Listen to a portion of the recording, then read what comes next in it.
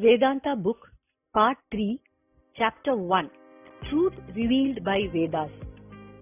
Vedas and Vedantas, what do they tell us? What do they proclaim for us? Vedas explain to us how to lead a living in accordance with righteous principles. What is Jiva? Individual self. Who is Ishvara? Supreme self. How did the so-called Prapancha, universe, which consists of various worlds, come into existence? How did the Panchabhuta, 5 elements, evolve? Vedas convey all these information. Having explained all these, what do Vedas expect from us? Vedas explain, so I listen to it. I don't know anything directly. I can understand what Vedas explain. I accept it as Vedic truth. These are not my experiences. Do Vedas expect us to say like this? I have learnt by my own experience and verify what Vedas explain. All these Vedic teachings are perceivable by me directly in its real sense. Do Vedas expect us to say like this? How can we directly know how Ishvara, God and Prapancha came into existence? Do we need to acquire the supernatural powers such as the power to sense and the vision to comprehend, which is called ESP, extrasensory perception, by practicing yoga and meditation? How did birth come into existence? How did karma come into existence? How did papa and punya, sin and virtues, come into existence? Do we need to know all these through such extraordinary vision? If Vedas insist us to attain this peculiar vision, they need to only teach us how to attain that vision. If we have attained that vision, there is no need to prepare a list to know what all we can learn. What is the use of describing repeatedly to a person with closed eyes about what all he can view if he otherwise opens his eyes? If he opens his eyes, he himself would know. Vedas do not teach in terms of attaching significance to such a practice. Vedas do not teach in terms of attaching significance to attaining such a vision. Vedas do address how God came into existence, how the Panchabhuta came into existence, and how the Stula, Sukshma, Karana Shariras, gross, subtle, causal bodies and Prapancha came into existence. It is enough if we just acknowledge them as they are. Vedas have not provided any responsibility to us to research and find out whether these are true or false. Suppose we are going to the railway station to receive an unfamiliar person coming by train. We have not seen him earlier. He is about 6 feet tall, with fair complexion, without moustache, aged about 50 years. His hair is slightly greyed. He will be wearing spectacles always. We have been provided with the identification marks of that person like this. We are waiting at the railway station expecting this man. In that situation, a person sitting nearby speaks to us about in which year the railway station was built, under whose government it was built, what changes and developments were carried out later, etc. Like this, he is informing us about the historical details of the railway station. There is no relevance between the person who is arriving in the train and the historical facts about the railway station. Just to pass the time, we can listen to it. At that time, train has come and all the passengers are alighting. Now, we become busy in searching the person whom we wanted to receive. If involved in a debate as to whether the railway station was built during the reign of King George II or King George I, instead of finding the person whom we came in search of, we will miss the person. The person who has to be found is of primary importance. Rest are all of secondary details. Similarly, universal truths revealed by Vedas are secondary details only. Then, what is the main truth revealed and indicated by Vedas? On the basis of Vedas, what is the predominant truth to be known by us? Who am I? What is my real nature? These are the main truths to be known by us. This is the main truth revealed by Vedas. Vedas and Vedanta Shastras explain who am I. They clarify what our Swarupa, natural state is. Through this, we need to understand and realize who am I.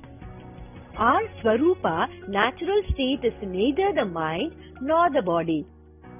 It is Atma Swarupa, ever pure blissful consciousness. This is what is told by Vedas.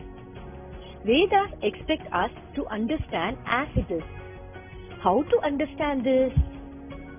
How should we know that our real nature is the nature of the Atma? Will the Vedas lie?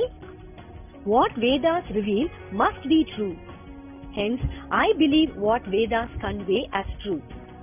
I do not know if I am the Atma or not. As I have accepted the revelations of Veda, I am the Atma. Otherwise, I do not know anything about me. Is it right for us to say like this? Do Vedas say that it is enough if we know to this extent? Is that what Vedas expect from us? We are visiting a dentist to check our tooth. Doctor inquires about the problems in the tooth. We reply to the doctor, "Doctor, my mother says that I have toothache."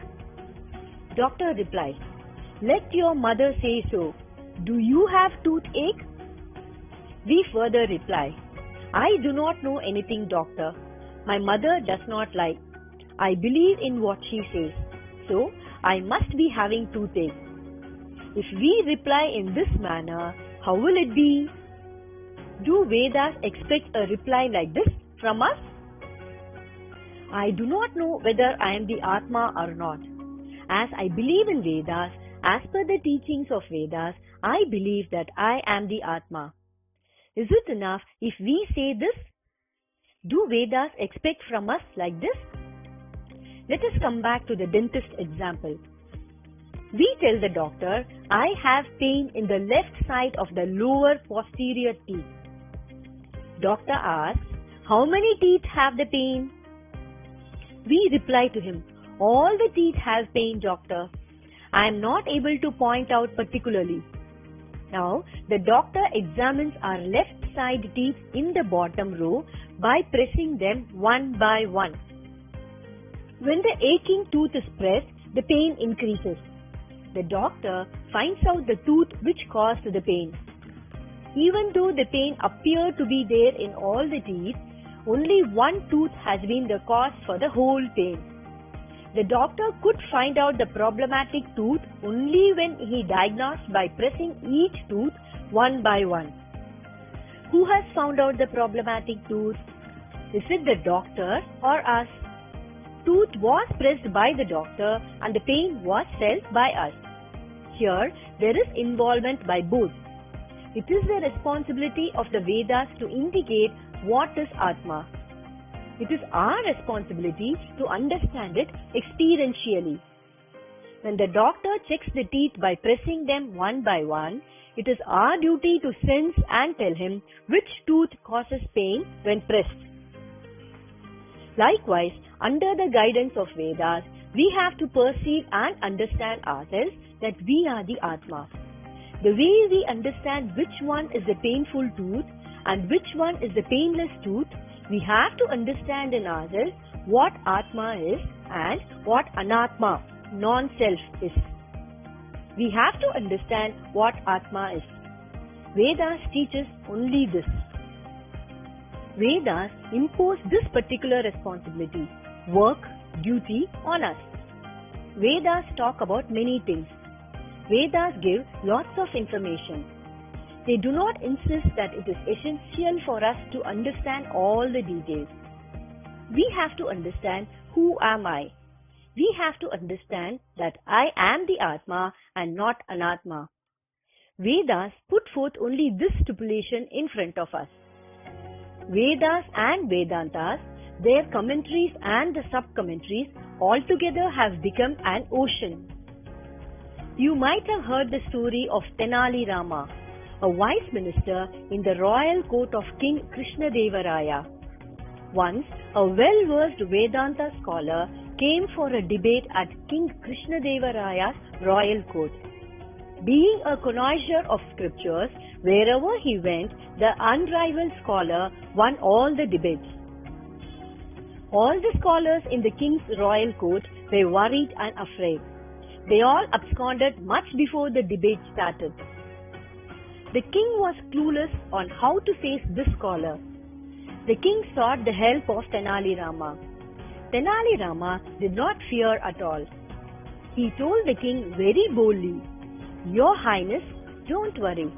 As far as I know, I am the only one who knows about the scripture called Tilakashta Mahisha Bandhana.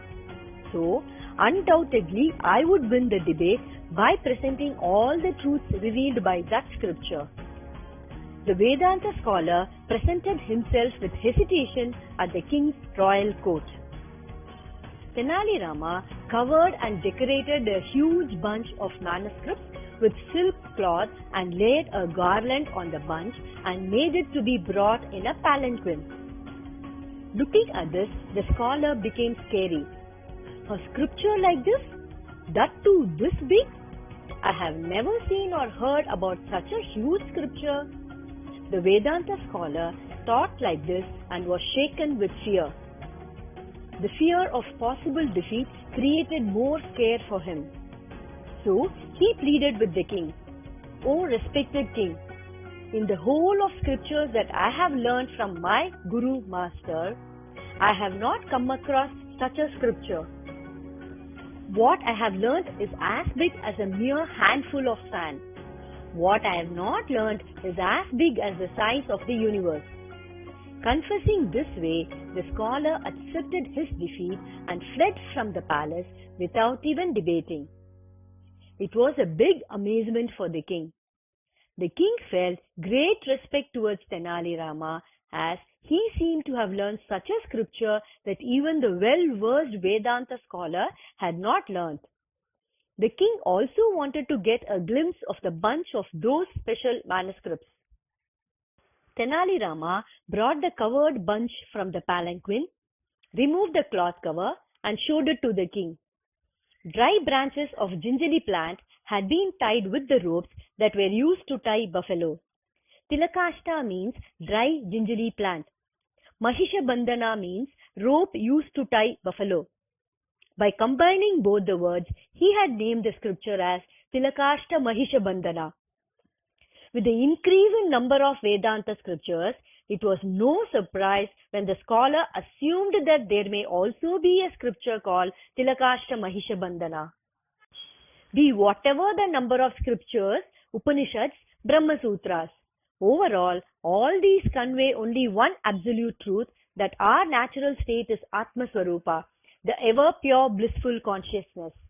We have to perceive and understand it. This is the one and only great truth revealed by all the Vedas to humanity.